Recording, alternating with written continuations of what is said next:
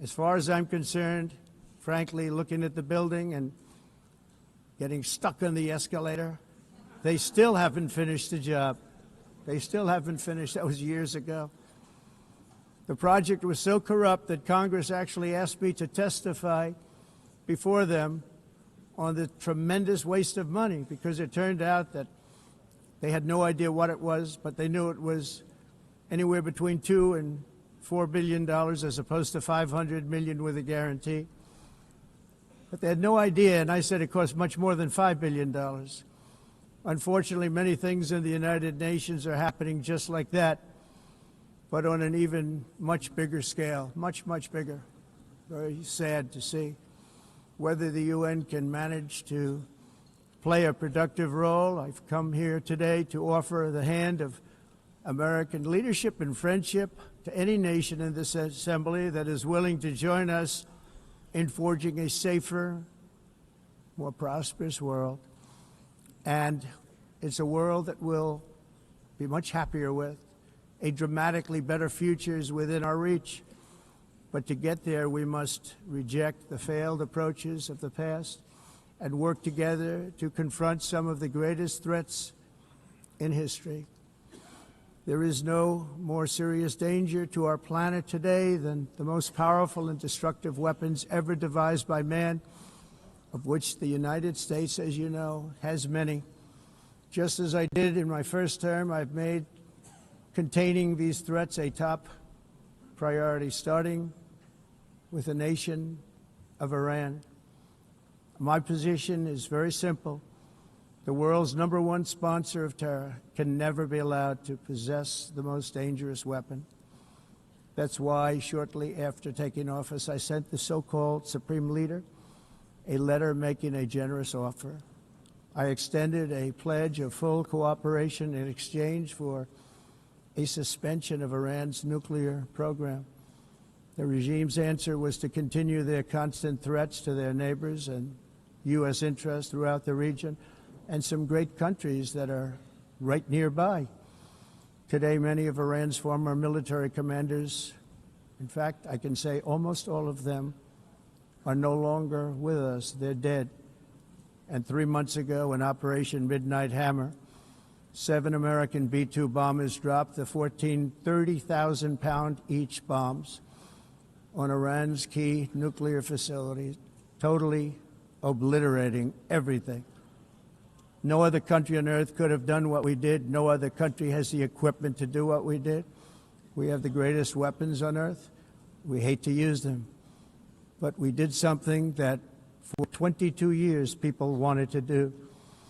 With Iran's nuclear enrichment capacity demolished, I immediately brokered an end to the 12-day war, as it's called, between Israel and Iran, with both sides agreeing to fight no longer. As everyone knows, I have also been deeply engaged in seeking a ceasefire in Gaza. Have to get that done. Have to get it done. Unfortunately, Hamas has repeatedly rejected reasonable offers to make peace. We can't forget October 7th, can we? Now, as if to encourage continued conflict, some of this body is seeking to unilaterally recognize a Palestinian state. The rewards would be too great for Hamas terrorists for their atrocities. This would be a reward for these horrible atrocities, including October 7th, even while they refuse to release the hostages or accept a ceasefire. Instead of giving to Hamas and giving so much, because they've taken so much, this could have been solved so long ago. But instead of giving in to Hamas's ransom demands, those who want peace should be united with one message: release the hostages now. Just release the hostages now. Thank you.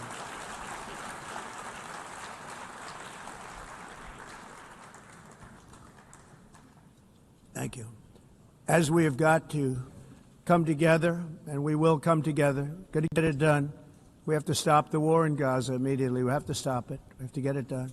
We have to negotiate immediately have to negotiate peace. We got to get the hostages back. We want all 20 back. We don't want 2 and 4. As you know, I got, along with Steve Witkoff and others that helped us, Marco Rubio, we got most of them back. We were involved in all of them. But I always said the last 20 are going to be the hardest, and that's exactly what happened. We have to get them back now. We don't want to get back 2, and then another 2, and then 1, and then 3. Have this process. No, we want them all back, and we want the actually 38 dead bodies back too. Those parents came to me and they want them back, and they want them back very quickly and very badly, as though they were alive. They want them. They want them every bit as much as if their son or daughter were alive. I've also been working relentlessly, stopping the killing in Ukraine. I thought that would be, of the 7 wars that I stopped, I thought that would be the easiest because of my relationship with President Putin, which had always been a good one. I thought that was going to be the easiest one. But, you know, in war, you never know what's going to happen. There are always lots of surprises, both good and bad. Everyone thought Russia would win this war in 3 days, but it didn't work out that way. It was supposed to be just a quick little skirmish. It's not making Russia look good. It's making them look bad. No matter what happens from here on out, this was something that should have taken a matter of days, certainly less than a week. And they've been fighting for 3.5 years and killing anywhere from 5,000 to 7,000 young soldiers, mostly soldiers, on both sides, every single week, from 5,000 to 7,000 dead young people, and some in cities, much smaller numbers, where rockets are shot, where drones are dropped. This war would never have started if I were president. This was a war that should have never happened. It shows you what leadership is, what bad leadership can do to a country. Look what happened to the United States, and look where we are right now in just a short period of time. The only question now is how many more lives will be needlessly lost on both sides. China and India are the primary funders of the ongoing war by continuing to purchase Russian oil. But inexcusably, even NATO countries have not cut off much Russian energy and Russian energy products, which, as you know, I found out about 2 weeks ago, and I wasn't happy. Think of it. They're funding the war against themselves. Who the hell ever heard of that one? In the event that Russia is not ready to make a deal to end the war, then the United States is fully prepared to impose a very strong round of powerful tariffs, which would stop the bloodshed, I believe, very quickly. But for those tariffs to be effective, European nations, all of you are gathered here right now, would have to join us in adopting the exact same measures. I mean, you're much closer to the city. We have an ocean in between. You're right there. And Europe has to step it up. They can't be doing what they're doing. They're buying oil and gas from Russia while they're fighting Russia. It's embarrassing to them, and it was very embarrassing to them when I found out about it, I can tell you that. But they have to immediately cease all energy purchases from Russia. Otherwise, we're all wasting a lot of time. So I'm ready to discuss this. We're going to discuss it today with the European nations, all gathered here. I'm sure they're thrilled to hear me speak about it.